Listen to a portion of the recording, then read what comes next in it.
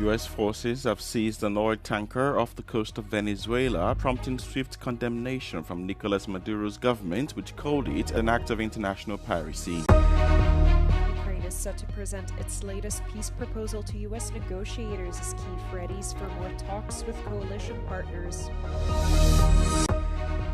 The daughter of Venezuelan opposition leader Maria Corina Machado has accepted the Nobel Peace Prize in Oslo on her mother's behalf. Iceland is the latest country to announce it will not be taking part in the Eurovision Song Contest next year, after the organizers said Israel could participate. US President Donald Trump announced Wednesday that US naval forces had seized an oil tanker off the coast of Venezuela as tensions mount with the government of President Nicolas Maduro. The seizure was led by the US Coast Guard and supported by the Navy. Trump did not offer additional details but said the US would keep the oil aboard the tanker. As you probably know, we've just seized a tanker on the coast of Venezuela, a large tanker, very large. Largest one ever seized, actually. And other things are happening. Venezuela's government in a statement condemned the seizure as a blatant theft and an act of international piracy. Using US forces to take control of a merchant ship is incredibly unusual and marks the Trump administration's latest push to increase pressure on Maduro.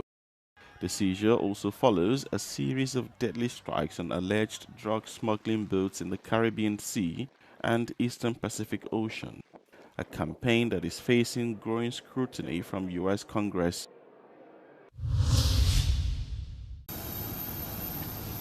Ukraine is set to present its latest peace proposal to US negotiators, signaling President Volodymyr Zelensky's attempt to balance defending Ukrainian interests and showing Trump that he is willing to make compromises. Zelensky will hand over the proposal just a day before leaders and officials from around 30 countries will gather for talks on Kyiv's efforts to end the war with Russia on acceptable terms.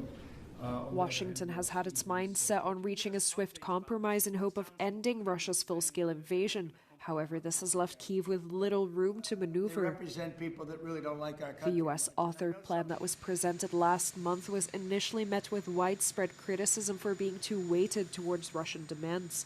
Ukraine's European allies are now backing Zelensky's efforts to ensure that any settlement is fair, while simultaneously accommodating Europe's defense interests. Meanwhile, Zelensky said his country would be ready to vote within 3 months if partners can guarantee this can happen safely during wartime. Trump has long been calling for an election in Ukraine, claiming Zelensky used the war as an excuse not to stand before voters. Those comments echo similar remarks often made by Moscow to delegitimize the government in Kyiv.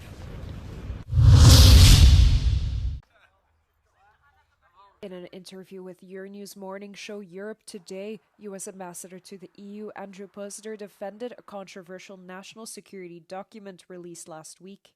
The 33-page document suggested excessive regulation, illegal migration and ill-designed economic policies in the EU could lead to the bloc's civilizational decline.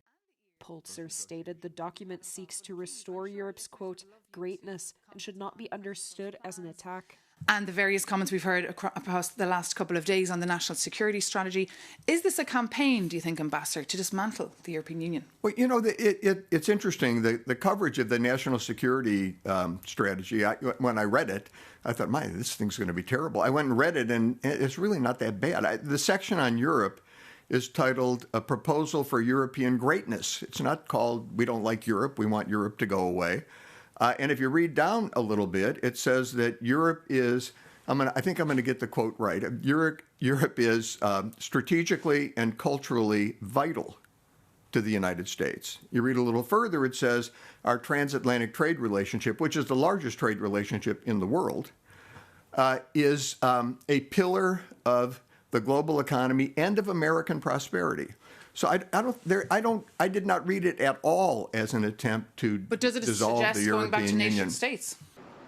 A diplomat who spoke to Euronews said the document has little to do with national security, as it barely mentioned Russia, and instead has a lot to do with political interference. Several European leaders pushed back, arguing that democracy does not need external saving and domestic matters are for the EU to handle alone.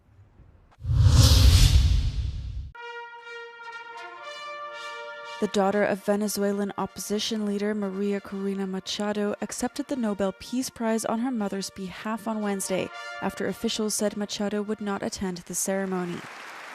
Machado has been in hiding and has not been seen in public since January, when she was briefly detained after joining supporters in a protest in the Venezuelan capital, Caracas.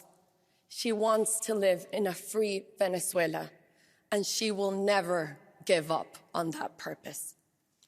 That is why we all know, and I know, that she will be back in Venezuela. The Nobel Institute awarded Machado the prize for her struggle to achieve a democratic transition in Venezuela. She won an opposition primary election and intended to challenge President Nicolás Maduro in last year's presidential election, but the government barred her from running for office. The lead-up to the election saw widespread repression, including disqualifications, arrests, and human rights violations.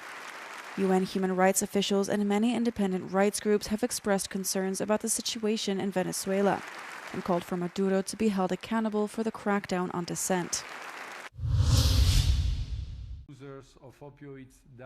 This is the view of an expert in the fight against drugs. At the end of the month, Alexis Hosdale will step down as head of the European Union Drugs Agency. For 10 years, he has observed and coordinated European efforts to combat trafficking and support public health initiatives. Over the past decade, Alexis Hosdale has seen the market transform. Today, drugs are everywhere. Everything can be used or be the object of addictive behavior. And as a consequence, everybody can face personally or indirectly someone who has a problem of acute or chronic addiction. Then the second point is the violence. And here we see that over the last 6-7 years, we have a huge increase of the drug market-related violence in most of the EU member states. And that's a major difference because 10 years ago, when we talked about drug-related violence, we were talking about Central America. Now it's a bit everywhere in the European Union. While Hosdale believes that the EU has successfully responded to the challenge posed by heroin, he feels that the 27 member states are lagging behind in tackling the rise in cocaine use. Where we are not ready at all for the moment is, as we see the last 7-8 years, a huge increase in the availability of cocaine and the indirect indications that there is a huge increase in cocaine use. We know that it takes more or less 10 to 12 years between the moment a person starts consuming cocaine and the moment they will need to ask for help for the first time, which is usually not successful the first time. And here we don't have yet standard treatment protocols with the same level of efficacy that we have for existing substitution treatments. Alexis Hosdale is referring to a proliferation of substances over the last 10 years, which requires a more complex public response. He calls on governments not only to fight traffickers, but also to find ways to protect citizens. Iceland is the latest country to announce it will not be taking part in the Eurovision Song Contest next year, after the organizer EBU said Israel could participate. Iceland's public broadcaster said the decision to allow Israel to join caused disunity. Local media said a crowd had gathered outside the broadcaster's headquarters to show their support. The announcement comes a week after 4 other countries announced they were pulling out of the contest for the same reason. Spain, the Netherlands, Slovenia, and Ireland all said they wouldn't participate, citing Israel's offensive in Gaza as the reason for the boycott.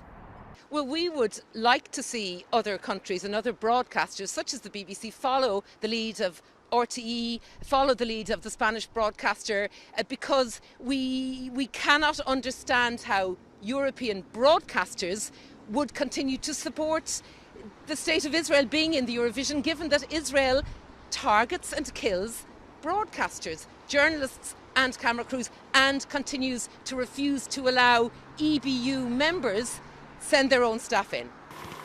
The EBU has previously said it strives to remain politically neutral. However, in 2022, it banned Russia from competing following its full-scale invasion of Ukraine.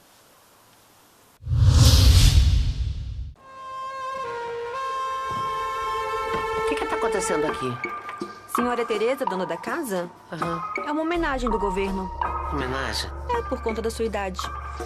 Mas desde quando uma pessoa é homenageada só porque ficou velha? Abordagem de documentos. Ainda falta 3 anos. A senhora precisa comparecer na prefeitura com urgência. Eu vou ter que andar no catavério.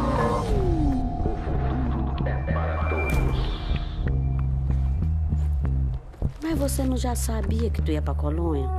Eu não sabia que era agora. Tem coisa que eu ainda quero fazer. É daquela senhorinha que veio no Mereço Lavar. E a senhora? Tá indo fazer o que lá em Taquatioca? Garantir meu lugar no céu. Para que é dinheiro? Eu vou comprar liberdade antes de ser preso. Será que dá medo de voar lá em cima? Quanto mais medo, melhor.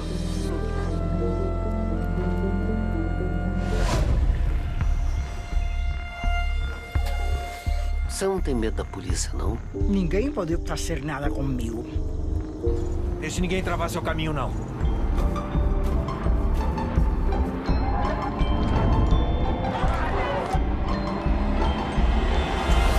Dizem que ele tem poder de encanto. Tu vai ver o que tu nunca viu.